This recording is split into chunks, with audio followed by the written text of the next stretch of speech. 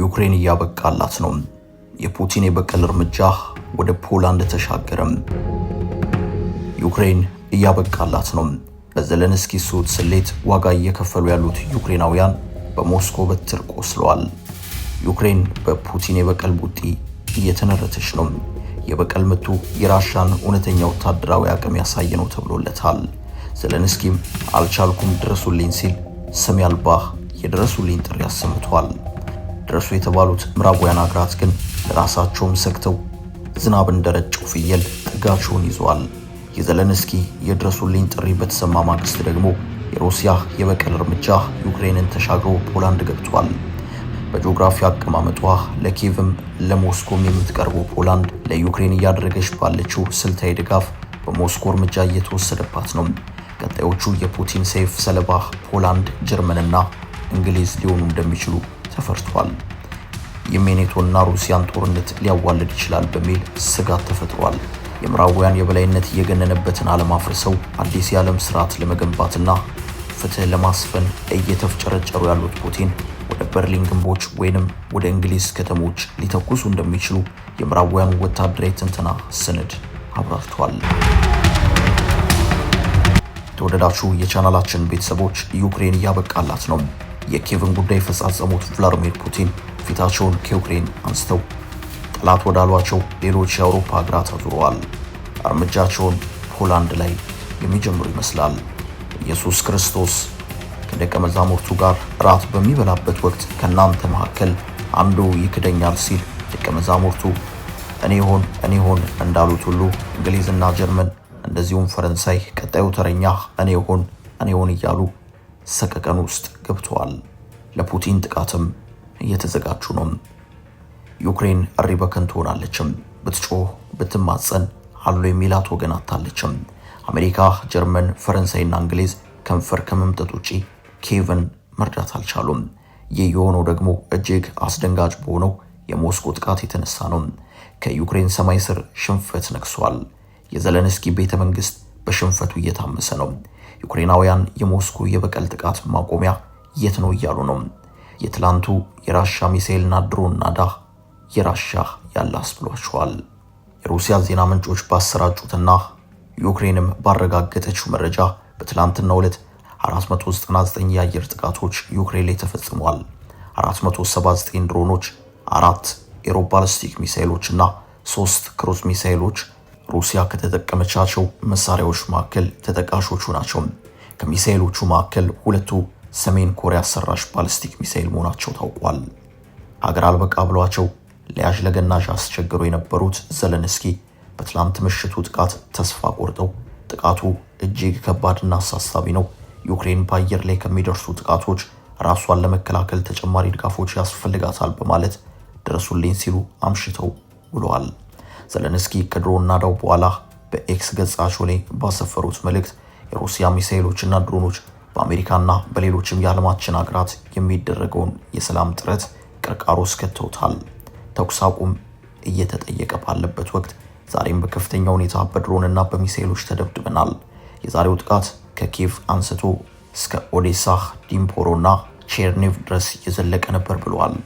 ሩሲያ ግን መች ተጀመረና እያለች ነው። ትላንት አመሻሽ ደግሞ በፖላንድ ድንበር አቅራቢያ ያልተጠበቀና ድንገተኛ ጥቃት መፈጸሟ ፖላንዳውያንን ብርካስ ይዟል። ለወትሮ የዩክሬን ቅቤ ጠባሽ የነበረችው ፖላንድ አሁን ላይ አስፈላጊውን ቅድመ ጥንቃቄ ለማድረግ መርበትበትን ጀምራለችም። ፖላንድ የበቀል በትሩ ወደ እኔም ሊዞር ይችላል በሚል ሙሉ ሰራዊቷ በተጠንቀቅ እንዲሆን አዛለችም። የሚሳኤል መከላከያዎቿንም አፍንጫቸውን ወደ ሞስኮ አቅጣጫ ቀስረው ለመከላከል እንዲዘጋጁ አዛለችም። ሆኖም የፖላንድ ዝግጅት የሞስኮን ሚሳኤሎችና ድሮኖችን መቋቋም ይችላሉ የሚለው አስተማማኝ አይደለም። ወታደራዊ መረጃዎች እንደሚያሳዩት ፖላንድ በዩክሬን እጅ የሚገኙ የሚሳኤል መከላከያ ስርዓቶች እንኳን የሏትም። የዋርሶ የሚሳኤል መከላከያዎች አሁን በጥቅም ላይ እየዋሉ ያሉት የሩሲያን ሚሳኤሎች መቋቋም የሚችል ብቃት የላቸውም። ሆኖም ፖላንድ አለኝ ያለችውን የሚሳኤል መከላከያ በተጠንቀቅ አድርጋለችም። እግረኛ ጦሩም አየር ኃይሉም በተጠንቀቅ ሆኗል። ከፖላንድ በተጨማሪ እንግሊዝ፣ ፈረንሳይና ጀርመን ስጋት ውስጥ ወድቋል።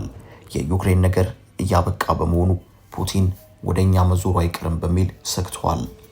ባለፈው ሳምንት የብሪታንያ የደህንነት ቢሮ አስቸኳይ ስብሰባ አድርጎ እንደነበር የተገለጸ ሲሆን በስብሰባውም ሩሲያ ጥቃት ልትፈጽምብን ስለምትችል ካሁኑ ዝግጅት ይደረግ የሚል ትዕዛዝ ተላልፏል።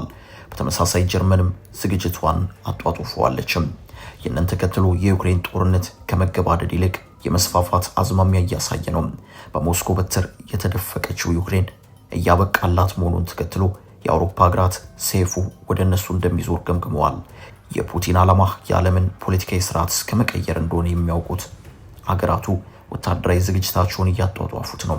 በተመሳሳይ ሩሲያ ባለፉት 3 ዓመታት ስትዋጋ የነበረችው ከዩክሬን ጋር ሳይሆን ከምዕራባውያን ጋር እንደሆነ ታምናለችም።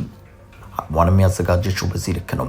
ምናልባት ነገሮች በዚሁ የሚቀጥሉ ከሆነ ተመጣጣኝ ትከሻ ያላቸው የምዕራባውያን ሀገራትና ሩሲያ ወደ ጦርነት ሊገቡ እንደሚችሉ ተሰግቷል። የሩሲያ ዩክሬን ግጭት በፈረንጆቹ የካቲት 2022 ላይ ከተቀሰቀሰበት ጊዜ አንስቶ ለ1 ሚሊዮን ሰዎች ሞት፣ ከ10 ሚሊዮን በላይ መፈናቀል እንደዚሁም ከፍተኛ የንብረት ውድመት አስከትሏል። ጦርነቱ ዛሬም ድረስ መቋጫ ያልተበጀለት መሆኑ ሞትና ውድመት ማስከተሉን እንደቀጠለ ነው። በጦርነቱ ሂደት የምዕራቡ ዓለም ማለትም አሜሪካ፣ የአውሮፓ ህብረትና የኔቶ አባል ሀገራት ጠቀም ያለ ወታደራዊ የፋይናንስና ሰብአዊ ድጋፎችን ለዩክሬን ያቀረቡ ሲሆን በአንጻሩ በሩሲያ ላይ ጠንከር ያለ ማዕቀብ በመጣል ጦርነቱን ከማርገብ ይልቅ አባባሽ ሆነው ተገኝተዋል። ህንድ፣ ቻይናና ብራዚል ደግሞ ማናቸውንም ሳይደግፉና ሳይነቅፉ የመካከለኛውን መንገድ የተከተሉ ሀገራት ናቸው። በእርግጥ ህንድና ቻይና ከሩሲያ ጋር የኢኮኖሚ ትብብርን ያደርጋሉ። እንደ ሰሜን ኮሪያ፣ ኢራንና ቤላሩስ ያሉት ደግሞ ለሩሲያ በሚያደርጉት ወታደራዊ የደህንነት ድጋፍ እንደዚሁም ኢኮኖሚያዊ ትብብር ምክንያት የሩሲያ አጋር ተደርገው የተፈረጁ ናቸው። የተባበሩት መንግስታት ድርጅት፣ ዓለም አቀፍ የወንጀለኞች ፍርድ ቤትና መሰል ዓለም አቀፍ ተቋማት ደግሞ ጦርነቱን በመኮነንና የጦር ወንጀል መፈጸሙን በመመርመር ለግጭቱ መፍትሄ የማፈላለግ ሚና ሲወጡ እየተስተዋሉ ናቸው። በሁለቱ ሀገራት መካከል ተካሮ የቆየውን አለመግባባትና ግጭት በድርድር ለማስቆም የተደረጉ በርካታ ጥረቶች ቢኖሩም ግን ውጤት ሊያመጡ አልቻሉም። ጦርነቱ በተቀሰቀሰ በአራተኛው ቀን ላይ የመጀመሪያው ድርድር በቤላሩስ በሁለቱ ሀገራት ባለስልጣኖች መካከል ተደርጎ ያለምንም ስምምነት የተለያዩበት ነበረ። ሁለተኛው ዙር ድርድር ደግሞ መጋቢት 2022 ላይ በቤላሩስና ዩክሬን ድንበር አቅራቢያ በምትገኝ አንታሊያ በተሰኘ የቱርክ ከተማ ተካሂዷል። በወቅቱ ስምምነት ላይ የተደረሰ ቢሆንም በዩክሬን በምትገኘው ቡቻ ከተማ ላይ ሩሲያ ያደረሰችው ጥቃት ባስከተለው የበርካታ ዜጎች እልፈት ምክንያት ስምምነቱ ወዲያው ተቀልብሷል። መሰል የሰላም ንግግሮች በተለያዩ ጊዜያትና ቦታዎች ሲካሄዱ ቆይተዋል። የአሜሪካው ፕሬዝዳንት ዶናልድ ትራምፕ ዳግም ወደ ስልጣን መምጣታቸውን ተከትሎ በአሜሪካ በኩል የስምምነት ሂደቱ እንደ አዲስ ተጀምሯል። ይሁንና የሰላም ንግግሩ በመሪዎቹ መካከል በተፈጠረ የተካረረ ግንኙነት ምክንያት ዛሬም ድረስ እልባት ሳያገኝ ዘልቋል። ሩሲያና ዩክሬን በጦርነቱ ሚሊዮኖች ከዓይናቸው ቢሰወሩም ዛሬም ድሮን፣ ሚሳኤልና ሌሎች ከባድ የጦር መሳሪያዎችን ከመወራወር አልተቆጠቡም። እንደውም አሁን ላይ ጦርነቱ በሰላም ይቋጫል ከሚለው ተስፋ ይልቅ አድማሱን የማስፋት አዝማሚያ አሳይቷል። ከላይ የጠቀስነው የትላንቱ ፖላንድ አቅራቢያ የተፈጸመው ጥቃት አመላካች ነው።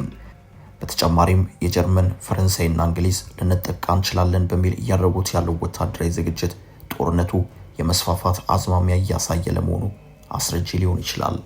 አበቃን። ሰላም ለዓለማችን ይሁን። ሰናይ ጊዜን ተመኘን።